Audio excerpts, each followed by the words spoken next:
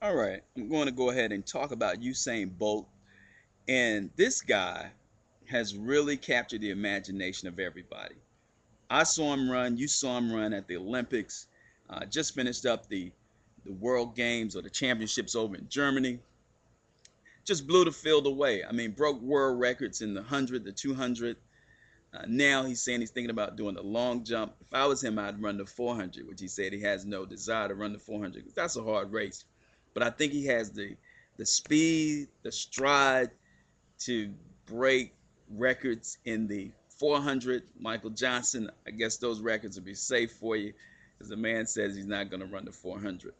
Now, what I'd like to see Usain Bolt do is play football. Now, you tell me, this guy has the size of 6'5", the speed.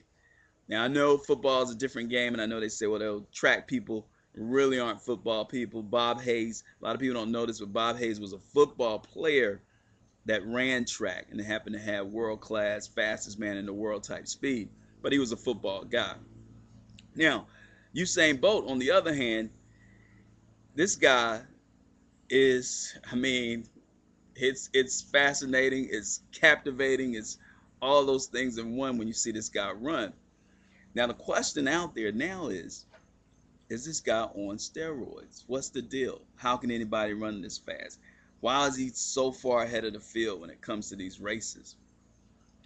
When I look at this guy, and I'll give him the benefit of the doubt, and I pray that he's not on any steroids at all. I hope that's the case. But when you look at it, just from a physical standpoint, the guy's 6'5" tall. His stride is longer. He's been able to turn those legs over ever since he was 15, 14, 15 years old. This guy's been running in, I mean, amazing times in different races.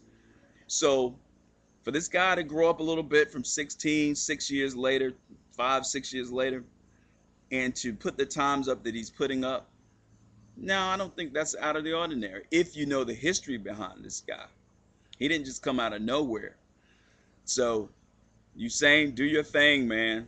Do your thing. Keep your nose clean, and continue to just fascinate and blow away the whole sports world.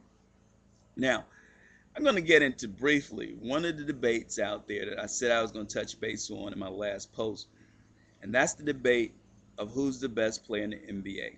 I know it's football season, but that debate goes on and on and on. Is it Kobe? Is it LeBron? Is it LeBron? Is it Kobe? We all wanted to see that finals, the Cavaliers and the Lakers, so we can kind of put this whole debate to rest. But one of the things I'm going to do in my next post, I'm just touching base on it now because I know there's some passion on both ends of the spectrum as it comes to this topic and this subject matter. But when we look at what LeBron has done and we look at what Kobe has done, now numbers don't lie. You know, a lot of people say, well, you can't look at numbers, but numbers don't lie. I mean, you know, if you have $100 in your bank account and you're trying to get something for 200, I mean, you're going to come up short. So the numbers are concretes that we can base things on. So numbers don't lie. And when you look at the numbers, and it's fascinating, I'm going to go into it in depth in my next post. When you look at LeBron's numbers, you go through the same years that he's been in the league as versus when Kobe's in the league at that point. And then we can look at career numbers. And then when I break that down for you, and I'm not going to say who's where, but I want you to let me know who is the best player in the NBA when we break down the numbers. Okay? And, you know, I'm going to go ahead and put it out there. I feel like it's LeBron, hands down. You know, some people are fascinated by Kobe's one-on-one game. He has the best one-on-one game in the league. Best one-on-one game in the league. Doesn't make you the best player. Now, take that to the bank.